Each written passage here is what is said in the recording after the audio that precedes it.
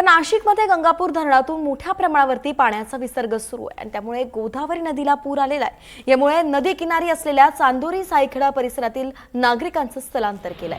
नांदूर मधमेश्वर बंधाऱ्यातून पाणी जायकवाडीकडे झेपावत आहे, त्यामुळे मराठवाड्यात सुद्धा दिलासा मिळतोय। हे आपण दृश्य पाहतोय, गोदा घाटाची ही सगळी दृश्य आहे। मोठ्या प्रमाणात पाण्याचा प्रवाह आहे, पाणी ओसंडून वाहत आहे आणि थेट ते मराठवाड्याच्या दिशेने जात आहे। जायकवाडी धरणाला या नाशिकच्या पावसामुळे पाण्यामुळे दिलासा मिळतोय।